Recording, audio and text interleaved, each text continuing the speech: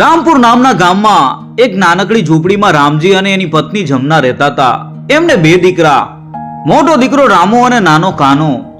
રામજી અને જમના ખૂબ જ ગરીબ હતા. રામજી ખેતમજૂરી કરતો અને જમના ગામના ઘરોમાં નાના મોટા કામ કરતી. માંડ 2 ટંકનું પેટ ભરાય એટલી જ કમાણી હતી. છતાં એમના ચહેરા ઉપર સંતોષ અને આંખોમાં એક ચમક હતી, એમના દીકરાઓ માટેના સપનાની ચમક. રામુ અને કાનો નાના હતા ત્યારે તો ખૂબ જ પ્રેમાળ હતા. માતા પિતાની પાછળ પાછળ ફરતા, એમને કામમાં મદદ કરતા અને રામજી અને જમના પણ એમને જોઈને પોતાની બધી તકલીફો ભૂલી જતા. પણ સમય વીતતો ગયો, છોકરાઓ મોટા થતા ગયા. ગામમાં ધીમે ધીમે શહેરીકરણની હવા લાગવા માંડી. લોકો શહેરમાં જઈને પૈસા કમાવા માંડ્યા. રામુ અને કાનો પણ આ પ્રભાવથી દૂર ન રહ્યા. એમને લાગતું કે એમના માતા પિતા ખૂબ જ જૂનવાણી છે, ગરીબાઈમાં સંતોષ માનનારા છે. એમને મોટા સપના નહોતા અને એ જ વાત રામુ અને કાનાને ખૂંદતી હતી. રામુ જે મોટો હતો એ સ્વભાવે થોડો ગુસ્સેલ અને સ્વાર્થી હતો. એને પૈસાની ખૂબ લાલચ હતી. ગામના બીજા છોકરાઓ શહેરમાં જઈને પૈસાદાર બન્યા હતા. એ જોઈને એને ઈર્ષા થતી.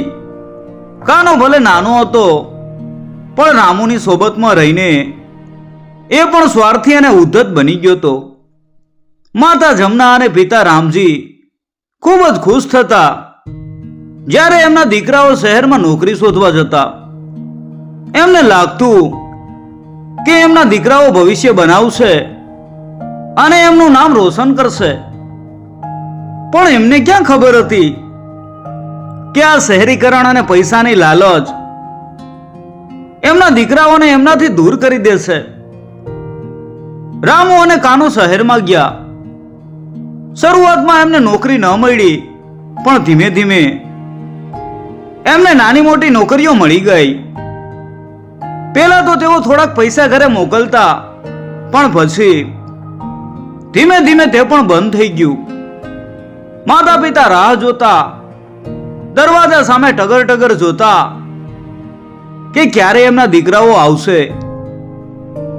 ક્યારેક ગામમાં કોઈ શહેરમાંથી આવે તો પૂછપરછ કરતા કે ભાઈ, રામુ અને કાનુ કેમ છે, એમને જોયા?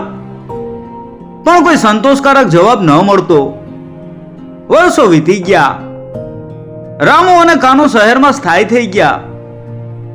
એમણે સારા પૈસા કમાયા, પોતાનું ઘર બનાવ્યું અને સમાજમાં એક સન્માનજનક સ્થાન મેળવ્યું.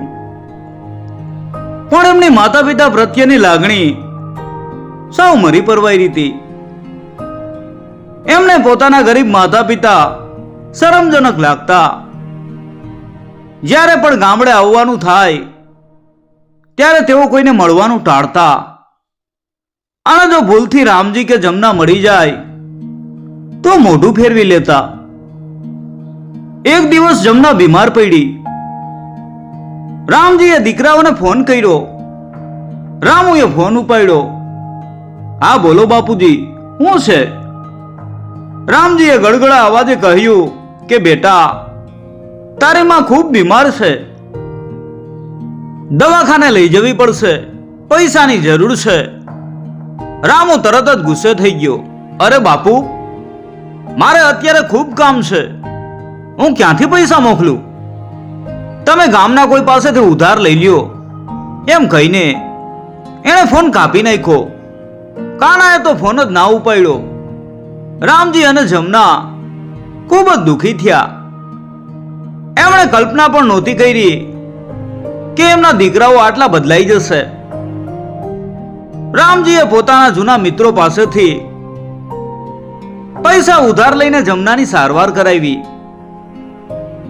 જમના થોડીક સાજી થઈ ગઈ, પણ એના મનમાં દીકરાઓના આવા વર્તનનો ઊંડો ઘા પડી ગયો. આ ઘટના પછી રામજી અને જમનાએ એક નિર્ણય લીધો. તેમણે નક્કી કર્યું કે હવે તેઓ પોતાના દીકરાઓ પાસે કોઈ અપેક્ષા રાખશે નહીં. પણ રામજીના મનમાં એક વિચાર રમવા માંડ્યો એ પોતાના દીકરાઓને એક પાઠ ભણાવવા માંગતો હતો, એવો પાઠ જે એમને જીવન પર યાદ રહીએ અને એમને પોતાની ભૂલનો અહેસાસ કરાવે. રામજીએ પોતાની પત્ની જમનાને પણ આ વાત કરી. જમના શરૂઆતમાં તો સંમત નહોતી, પણ રામજીની આંખોમાં રહેલા દ્રઢ નિશ્ચયને જોઈને એ પણ માની ગઈ. હવે શરૂ થવાની હતી એક એવી રમત જેમાં માતા પિતા પોતાના દીકરાઓને એમની જ લાલચમાં ફસાવવાના હતા. રામજીએ પોતાની યોજના ઘડવાનું શરૂ કર્યું. એને ખબર હતી કે એના દીકરાઓ રામુ અને કાનો માત્ર પૈસા પાછળ જ ભાગે છે. એમની નસોમાં લોહી નહીં પણ લાલચ દોડી રહી છે. આ લાલચ જ એમનું નબળું પાસું હતું અને રામજી આ નબળા પાસાનો ઉપયોગ કરવા માંગતો હતો. એણે નક્કી કર્યું કે તે એવો દોડ કરશે કે એની પાસે ખૂબ જ મોટો ખજાનો છે. આ ખજાનાની વાત સાંભળીને જ રામુ અને કાનો પાછા આવશે અને ત્યારે જ એમને પાઠ ભણાવવાનો યોગ્ય સમય મળશે. સૌ પ્રથમ રામજીએ ગામમાં વાત ફેલાવવાનું શરૂ કર્યું કે એને ખેતરમાંથી એક જૂનો ખજાનો મળ્યો છે.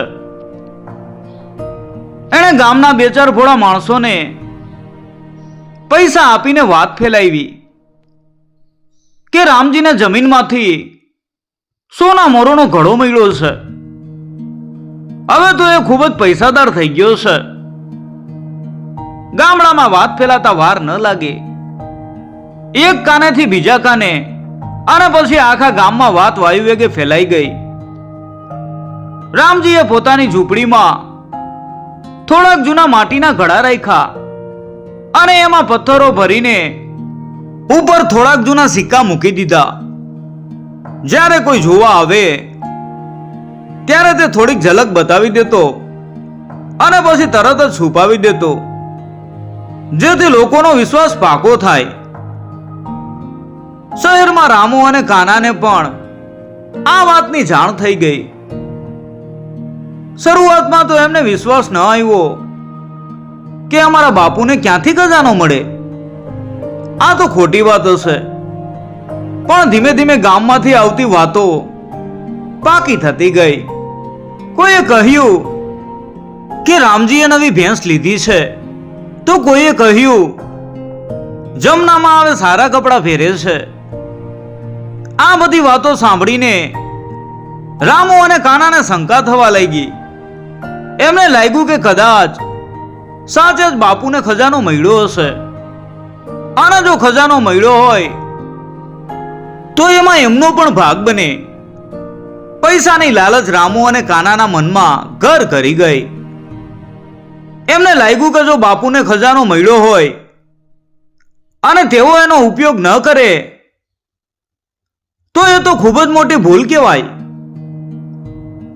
આખરે ઘણા દિવસો સુધી મનોમંથન કર્યા પછી રામુએ કાનાને કહ્યું કે કાના, મને લાગે છે કે આપણે ગામડે જવું પડશે. બાપુને સાચે જ કદાચ ખજાનો મળ્યો છે. આપણે જઈને વાત કરવી પડશે. કાનો પણ તરત જ સંમત થઈ ગયો. એમને પોતાની માતાની બીમારી કે પિતાની તકલીફો યાદ ન આવી. એમને માત્ર ખજાનો જ દેખાતો હતો. રામુ અને કાનો બીજા દિવસે સવારે જ ગામડે જવા રવાના થયા. એમણે સારા કપડાં પહેર્યા, મોંઘી ગાડી ભાડે કરી. ગામમાં પ્રવેશતા જ લોકો એમને જોવા લાગ્યા. અરે, રામજીના દીકરાઓ પાછા આવ્યા. એમને પણ ખજાનાની ખબર પડી ગઈ લાગે છે. લોકોમાં ગણગણાટ શરૂ થઈ ગયો. રામુ અને કાનો સીધા પોતાની ઝૂંપડીએ પહોંચ્યા. જમના ઝૂંપડીની બહાર બેઠી હતી. દીકરાઓને જોઈને એની આંખોમાં આંસુ આવી ગયા. એણે દોડીને એમને ગળે લગાડ્યા. મારા દીકરાઓ, કેટલા વર્ષો પછી આવ્યા, કેમ છો તમે? કેમ કોઈ ખબર અંતર નથી પૂછતા? જમના ભાવુક થઈ ગઈ, પણ રામુ અને કાનાના ચહેરા ઉપર કોઈ લાગણી નહોતી. એમને માત્ર ખજાનો જ દેખાતો હતો. એટલે રામુએ કહ્યું, બા, અમે ઠીક છીએ, બાપુ ક્યાં છે? રામજી અંદરથી બહાર આવ્યો. એણે દીકરાઓને જોયા. એના ચહેરા ઉપર એક મનોમંથન હતું, એક પિતા તરીકેની ખુશી અને એક યોજનાકાર તરીકેની દ્રઢતા. એણે કહ્યું, આવો દીકરાઓ, બેસો. કેમ અચાનક આજે યાદ આવી? રામુએ તરત જ મુદ્દા ઉપરની વાત કરી અને કહ્યું કે બાપુ, અમે સાંભળ્યું છે કે તમને ખજાનો મળ્યો છે, સાચી વાત છે? રામજીએ એક ક્ષણ વિચાર કર્યો અને પછી ધીમેથી માથું હલાવ્યું. હા દીકરા, મને ખેતરમાંથી એક જૂનો ખજાનો મળ્યો છે. રામુ અને કાનાની આંખો ચમકી ઉઠી.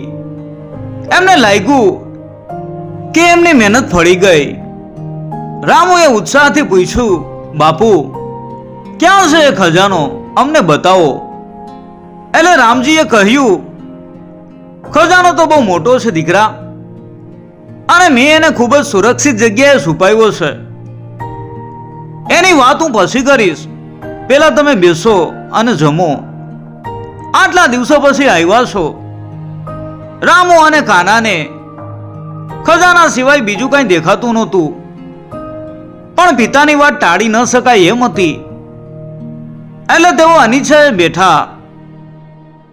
જમનાએ રામુ અને કાના માટે ગરમ ગરમ રોટલા અને શાક બનાવ્યા. વર્ષો પછી દીકરાઓ સાથે જમવાનું મળ્યું. એટલે જમનાનો ચહેરો ખુશીથી ચમકતો હતો. એને લાગતું હતું કે ભલે ખજાનાની વાતના બહાને પણ એના દીકરાઓ પાછા આવ્યા છે અને કદાચ હવે તેઓ બદલાઈ જશે. પણ રામજીને ખબર હતી કે આ તો માત્ર શરૂઆત છે. રામુ અને કાનો જમીને તરત જ રામજી પાસે પહોંચ્યા. બાપુ, હવે તો ખજાનાની વાત કરો. ક્યાં છે એ ખજાનો? અમે તમને મદદ કરશું.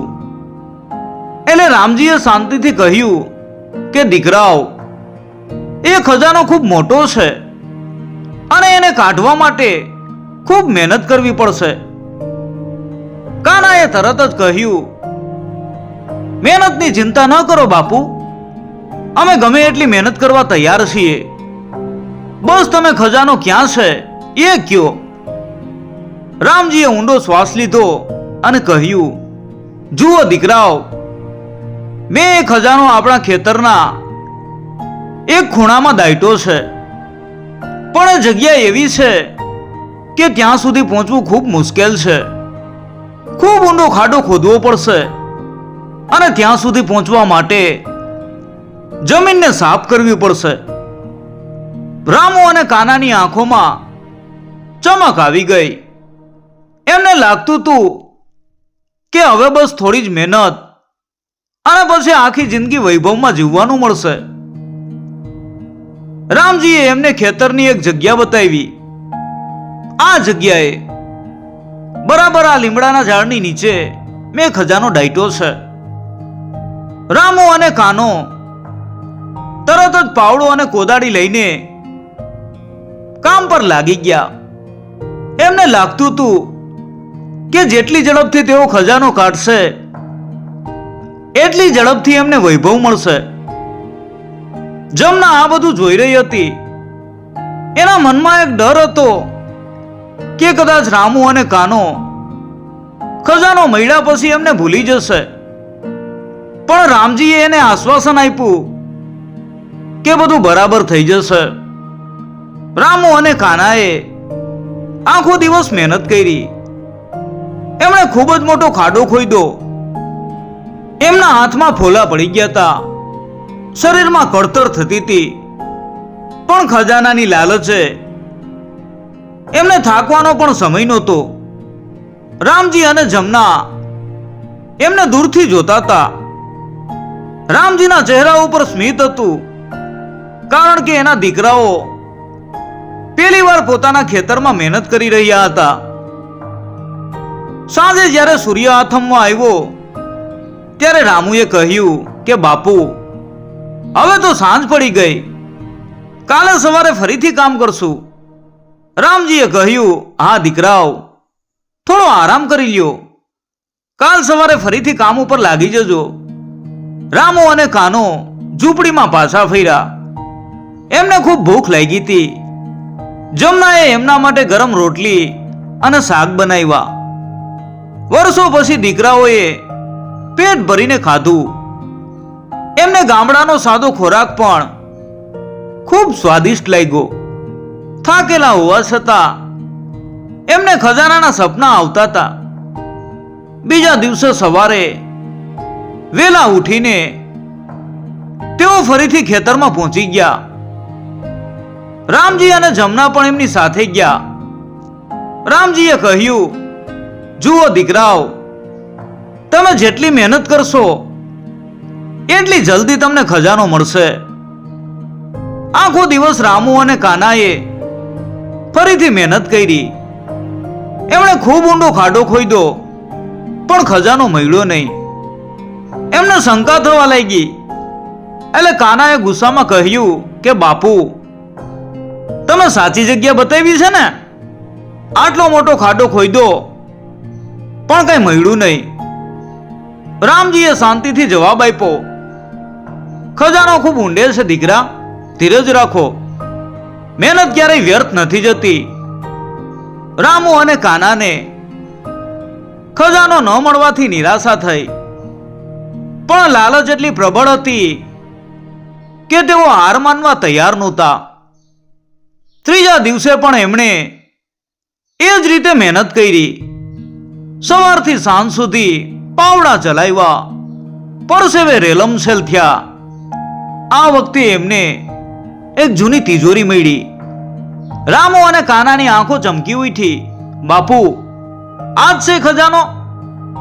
તેઓ ઉત્સાહમાં આવી ગયા. રામજીએ કહ્યું, ધીરજ રાખો દીકરાઓ, આ તિજોરી ખોલવા માટે એક ચાવીની જરૂર પડશે અને એ ચાવી આ ખેતરના બીજા ખૂણે એક ખાસ જગ્યાએ છુપાવેલી છે. રામુ અને કાનાને ફરીથી નિરાશા થઈ. એમને લાગ્યું કે બાપુ એમને રમાડી રહ્યા છે, પણ હવે તેઓ ખૂબ આગળ આવી ગયા હતા. પાછળ હતું એમના માટે શક્ય નહોતું. એમને ખબર નહોતી કે એને મહેનતનું મહત્વ સમજાવવા માટે રામજીની આ બધી યુક્તિઓ હતી. એમણે ફરીથી પાવડા ઉપાડ્યા અને રામજી દ્વારા બતાવેલી બીજી જગ્યાએ તેઓ પહોંચી ગયા.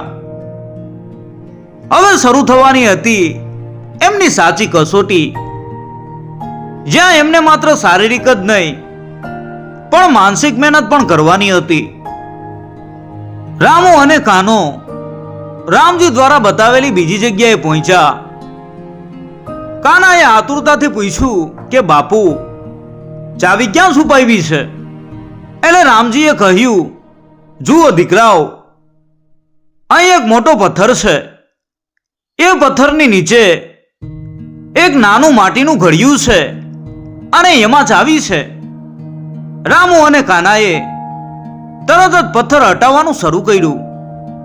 પથ્થર ખૂબ જ મોટો અને વજનદાર હતો. એને ખસેડવા માટે ખૂબ જ મહેનત કરવી પડી. બંને પરસેવાથી રેબઝેબ થઈ ગયા. જ્યારે તેઓ પથ્થર ખસેડી રહ્યા હતા ત્યારે રામુનો પગ લપસ્યો અને એ નીચે પડ્યો. એના ઘૂંટણમાં વાગ્યું અને લોહી નીકળવા માંડ્યું. કાનાએ તરત જ દોડીને એને પકડ્યો. મોટા ભાઈ, તમને વાગ્યું? કાનાના અવાજમાં એક અનોખી ચિંતા હતી, જે ઘણા સમયથી એના અવાજમાંથી ગાયબ થઈ ગઈ હતી. જમના પણ દોડીને આવી. મારા દીકરા, ક્યાં વાગ્યું છે? જમનાએ રામુના ઘૂંટણ ઉપર પાટો બાંધ્યો અને એના ઉપર ફૂંક મારી. રામુને ઘણા વર્ષો પછી માતાનો પ્રેમ મળ્યો અને એને એક અનોખી શાંતિનો અનુભવ થયો. એને યાદ આવ્યું કે નાનો હતો ત્યારે જ્યારે પણ એને વાગતું ત્યારે એની માતા આવી જ રીતે એની સંભાળ રાખતી હતી. રામુના ઘૂંટણમાં દુખાવો થતો હતો, પણ એના મનમાં એક અનોખો અહેસાસ થઈ રહ્યો હતો. એણે જમના સામે જોયું. એની આંખોમાં કૃતજ્ઞતા હતી. રામજી પણ આ દ્રશ્ય જોઈ રહ્યો હતો. એના ચહેરા ઉપર સંતોષનું સ્મિત હતું. એણે જોયું કે એના દીકરાઓના હૃદયમાં હજી પણ લાગણીઓ જીવંત હતી. રામો થોડોક આરામ કર્યા પછી ફરીથી કામે લાગ્યો. આ વખતે કાનાએ એને ખૂબ મદદ કરી. બંને ભાઈઓ સાથે મળીને પથ્થર ખસેડવામાં સફળ થયા. પથ્થરની નીચે એક નાનું માટીનું ઘડિયું હતું. તેમણે એને ખોલ્યું અને એમાં ખરેખર એક ચાવી હતી. રામો અને કાનો ખુશ થઈ ગયા. એમને લાગ્યું કે હવે ખજાનો બસ એમના હાથમાં જ છે. ચાવી લઈને તેઓ તિજોરી પાસે પાછા ફર્યા. રામુએ ચાવી તિજોરીના તાળામાં નાખી અને ધીમેથી એને ખોલી. તિજોરી ખુલી ગઈ, પણ અંદર સોના ચાંદીના બદલે કેટલાક જૂના કાગળો અને એક નાનો લાકડાનો ડબ્બો હતો. રામુ અને કાનાના ચહેરા ઉપર નિરાશા છવાઈ ગઈ. કાનાએ ગુસ્સામાં કહ્યું, આ શું બાપુ, આમાં તો કાંઈ નથી. એટલે રામજીએ ધીમેથી એક કાગળ ઉઠાવ્યો. જુઓ દીકરાઓ, આ ખજાનો એ નથી જે તમે વિચારો છો. એમાં તેમના ખેતરની જમીનના દસ્તાવેજો હતા. રામજીએ કાગળ ખોલ્યો અને કહ્યું, આ આપણી જમીન છે. આ જ આપણો સાચો ખજાનો છે. રામુ અને કાનો આશ્ચર્યચકિત થઈ ગયા. એમને લાગતું હતું કે બાપુ એમને રમાડી રહ્યા છે. રામજીએ પછી લાકડાનો નાનો ડબ્બો ખોલ્યો. એમાં કેટલાક સૂકા રોટલાના ટુકડા, થોડાક જૂના દાણા અને એક નાની માટીની મૂર્તિ હતી. એટલે રામુએ પૂછ્યું, આ શું છે બાપુ?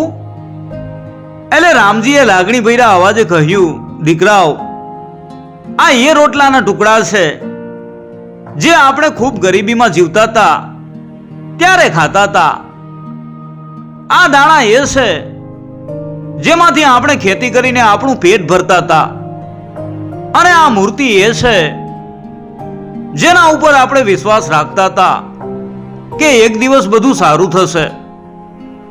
રામજીની આંખોમાં આંસુ હતા. મેં તમને કહ્યું હતું કે ખજાનો ખૂબ મોટો છે. આ આપણી મહેનતનો ખજાનો છે.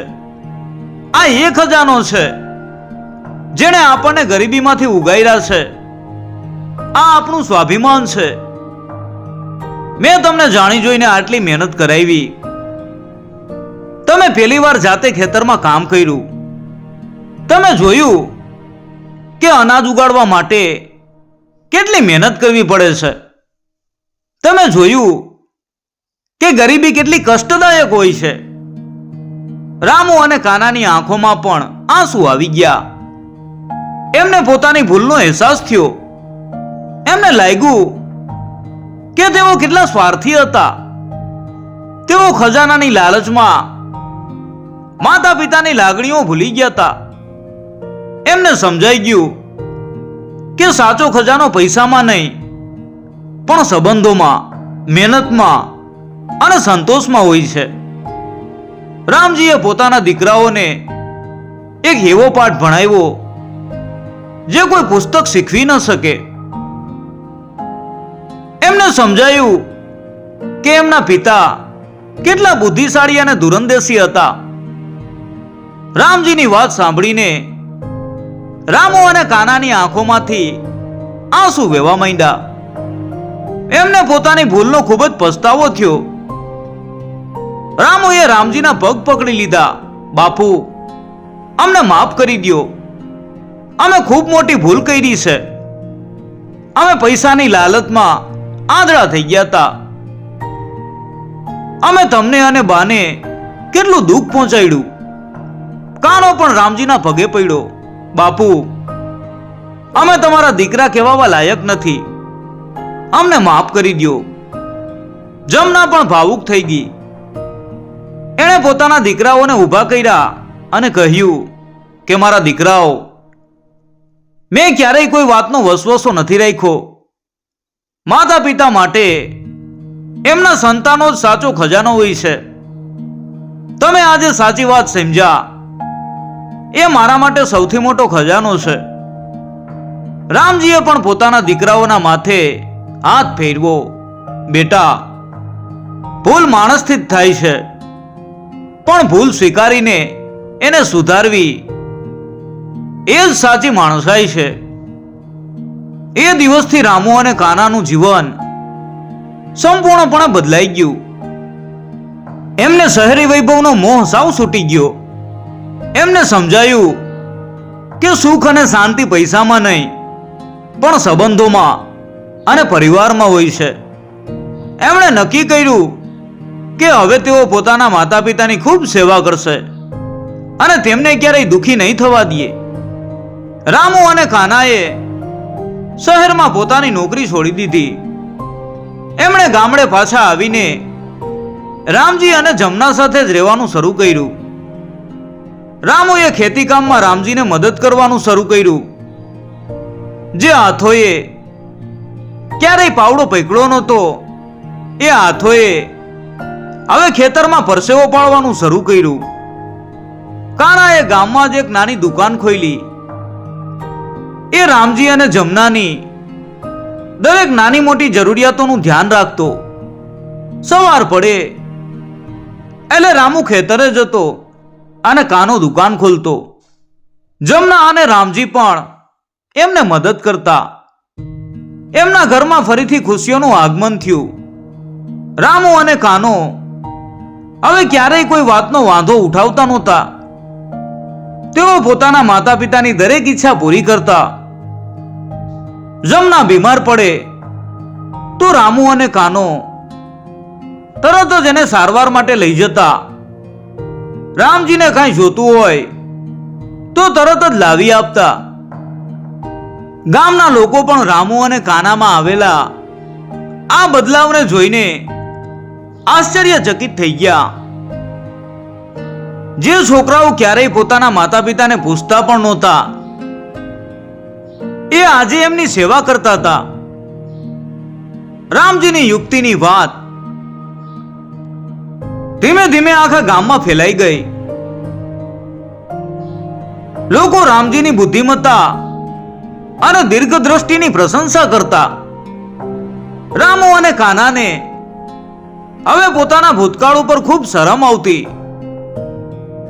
તેઓ ગામના બીજા છોકરાઓને પણ સલાહ આપતા કે પોતાના માતા પિતાને ક્યારેય ભૂલવા નહીં. પૈસા કમાવા જરૂરી છે, પણ સંબંધો અને લાગણીઓ એનાથી પણ વધુ મહત્વના છે. એમને ખબર નહોતી કે એમના પિતાએ આ બધું શા માટે કર્યું હતું. એમને માત્ર એ જ ખબર હતી કે એમના પિતાએ એમને એક નવું જીવન આપ્યું હતું. રામજી અને જમના પણ પોતાના દીકરાઓના આ બદલાવને જોઈને ખૂબ ખુશ હતા. એમને લાગતું હતું કે એમની મહેનત ફળી ગઈ છે. એમના દીકરાઓ હવે સાચા અર્થમાં માણસ બન્યા હતા. એમને હવે કોઈ વસ્તુની કમી નહોતી. એમને લાગતું હતું કે એમનો સાચો ખજાનો એમના દીકરાઓનો પ્રેમ અને સન્માન છે. વર્ષો વીતતા ગયા. રામુ અને કાનાએ રામજી અને જમનાની ખૂબ સેવા કરી. એમની દુકાન અને ખેતી કામ ખૂબ સારું ચાલતું હતું. એમને હવે પૈસાની કોઈ કમી નહોતી, પણ સૌથી મહત્વની વાત એ હતી કે એમના હૃદયમાં શાંતિ હતી. એમને ખબર હતી કે સાચું સુખ પૈસામાં નહીં, પણ પરિવારના પ્રેમ અને સંતોષમાં છે. એક દિવસ રામજી ખૂબ જ ગંભીર રીતે બીમાર પડ્યો. રામુ અને કાનાએ એમની ખૂબ સેવા કરી. એમણે સારામાં સારા વૈદ્યોને બોલાવ્યા, મોંઘી દવાઓ કરાવી પણ રામજીની તબિયત સુધરતી નહોતી. રામજીને લાગ્યું કે એનો અંત નજીક છે. એણે રામુ અને કાનાને પોતાની પાસે બોલાવ્યા. જમના પણ ત્યાં હાજર હતી.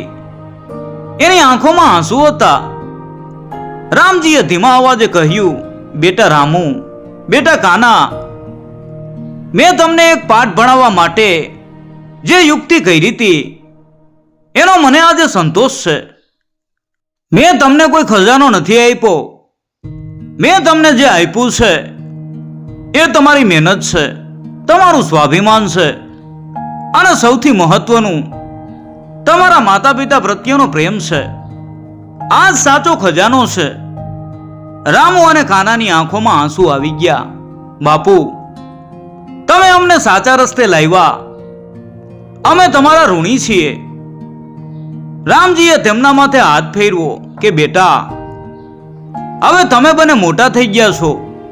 હંમેશા યાદ રાખજો કે સંબંધોની કિંમત પૈસા કરતા વધુ હોય છે. તમારા માતા પિતાને ક્યારેય ભૂલશો નહીં અને હંમેશા સારા કર્મો કરજો. રામજીએ અંતિમ શ્વાસ લીધા. રામુ અને કાનો ખૂબ રડ્યા. એમને પોતાના પિતાના જવાનું દુઃખ હતું, પણ એમને સંતોષ હતો કે એમણે પોતાના પિતાની સેવા કરી હતી અને તેમને ખુશી આપી હતી. રામજીના અંતિમ સંસ્કાર પછી રામુ અને કાનાએ જમનાની ખૂબ સંભાળ રાખી. જમના પણ ખુશ હતી કે એના દીકરાઓ હવે સુધરી ગયા હતા. એમને કોઈ વાતનો વસવસો નહોતો. રામુ અને કાનો હવે ગામમાં એક ઉદાહરણ બની ગયા હતા. લોકો એમને જોઈને કહેતા, જુઓ રામુ અને કાનો પેલા કેવા હતા અને હવે કેવા છે. માતા પિતાની સેવા કરવાનો સાચો અર્થ એમણે સમજ્યો છે. રામુ અને કાનાએ પોતાના પિતાની શીખને જીવનભર યાદ રાખી. તેઓએ ફક્ત પોતાના માતા પિતાની જ નહીં પણ ગામના બીજા જરૂરિયાતમંદ લોકોની પણ મદદ કરી. એમણે પોતાના ખેતરમાં ખૂબ મહેનત કરી અને એમની દુકાન પણ ખૂબ સફળ થઈ. એમને ક્યારેય પૈસાની કમી નહોતી પડી, કારણ કે તેઓ પૈસા પાછળ નહીં પણ મહેનત અને સંતોષ પાછળ ભાગવાનું શીખાતા.